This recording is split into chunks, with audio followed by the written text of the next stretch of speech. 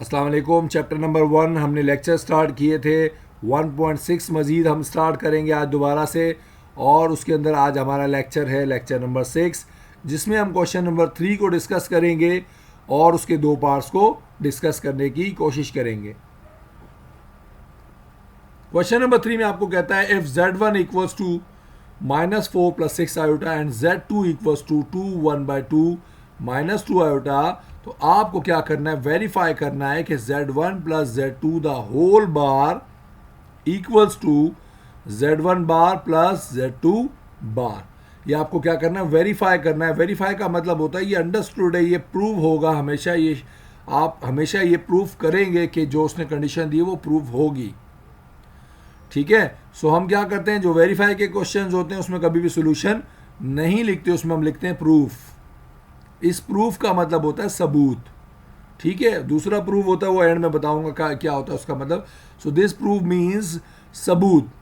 ठीक है। तो ये हम सबसे पहले लिखेंगे प्रूफ, और उसके बाद अब किस चीज़ का सबूत देने वाले हैं कि ये इसके इक्वल है, तो जिसका प्रूफ देना है उसको लाजमी एक बार लिखते हैं।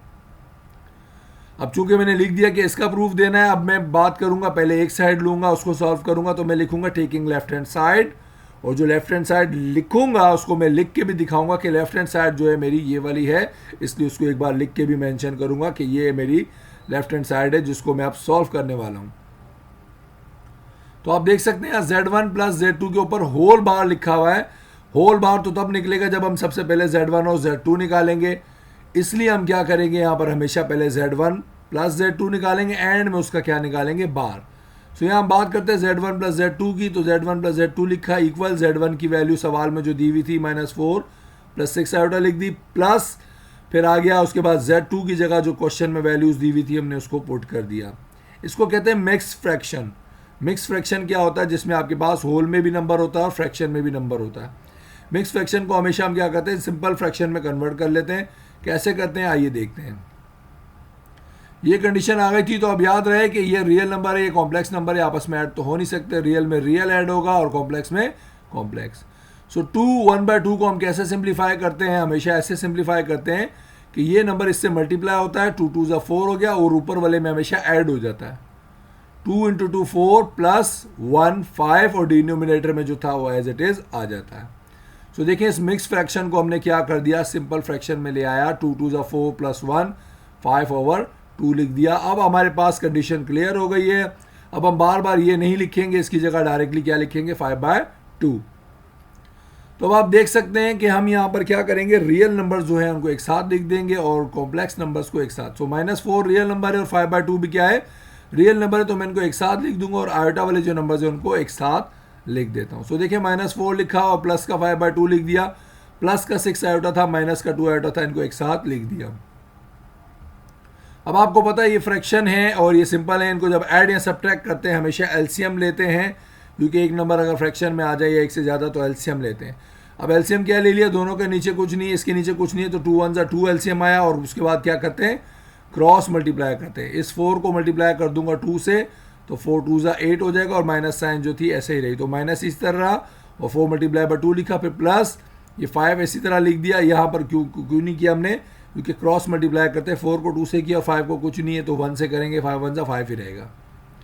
देन यहाँ 6 आयोटा में से हम क्या कर रहे हैं, 2 आयोटा को जब माइनस करेंगे तो ये बच जाएगा प्लस का 4 आयोटा।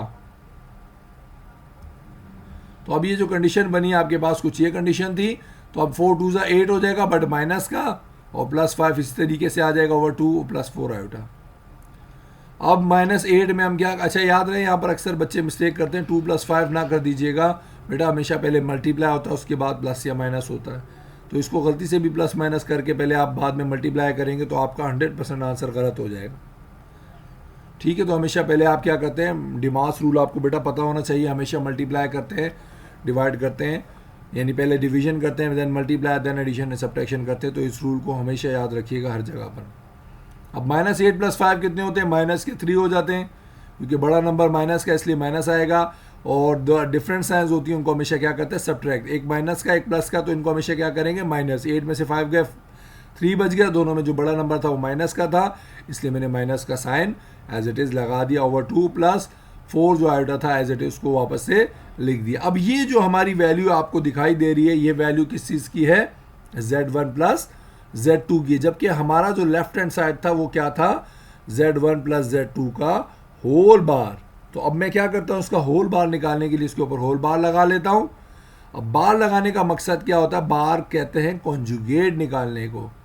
तो चूंकि मैंने इसके ऊपर बार लगाया तो इसका मतलब इसका जो आंसर है उसका भी क्या करूंगा, बार लूंगा, बार से मुराद उसका कॉन्जुगेट लूंगा। तो आपको पता होना चाहिए कॉन्जुगेट हमेशा किसका लेते हैं, कॉम्प्लेक्स नंबर का।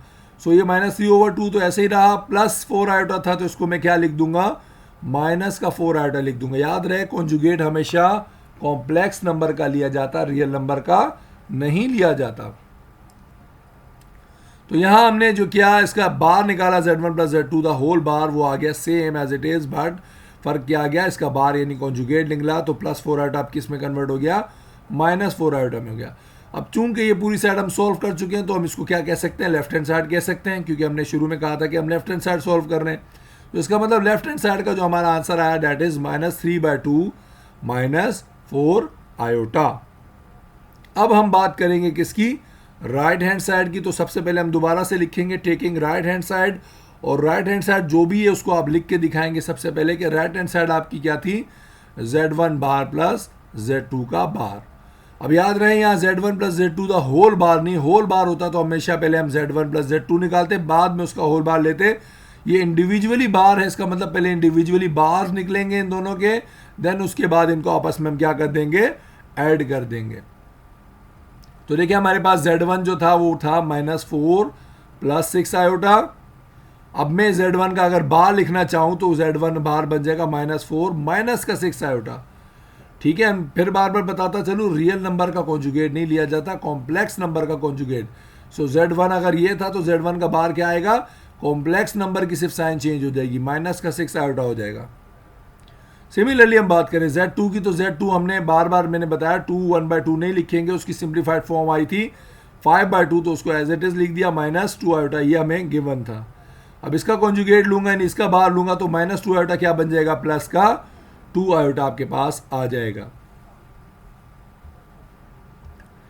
सो अब हम क्या करते हैं, हमने क्या करना है, इनको ऐड करना था, तो z1 बार लिखा प्लस z2 बार लिख दूंगा।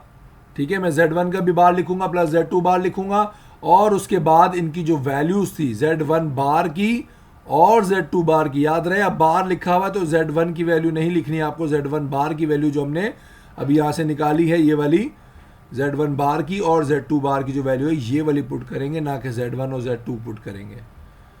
ठीक है, तो मैंने z1 बार प्लस z2 बार की जगह z1 बार की जगह उसकी जो वैल्यू थी वो लिख दी, फिर प्लस लिखा हुआ था तो प्लस लिख दिया, और z2 बार की जो वैल्यू थी उसको लिख दिया।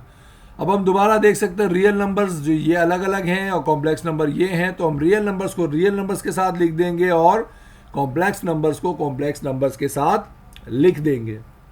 अब इसके बाद आप दोबारा देख सकते हैं जब फ्रैक्शंस को आप एड सब्ट्रैक्ट करते हैं तो एलसीएम आता है, दोनों का एलसीएम आ गया 2, और उसके बाद क्या करेंगे, क्रॉस मल्टीप्लाई करेंगे, -4 मल्टीप्लाई होगा 2 से, 5 मल्टीप्लाई होगा 1 से, यानी कुछ भी नहीं है 1 होता है, तो 5 1 जा 5 ही होता है इसलिए 5 लिख देंगे। और यहाँ आप देख सकते हैं ये लिखा होता माइनस का 6 आयोटा, इसको एज इट इज लिख दिया, प्लस का 2 आयोटा।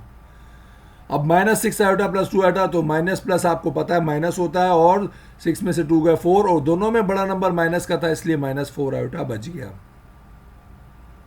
अब 4 2 आप मल्टीप्लाई करेंगे 8 हो जाएगा, बट माइनस का यहाँ पर माइनस प्लस देखते हैं, बड़े नंबर को नहीं देखते, माइनस प्लस माइनस 8 हो गया, प्लस 5 इसी तरह रहा, ओवर 2 लिखा हुआ था, -4 आयोटा जो था आपका एज इट इज उसको वापस लिख दिया।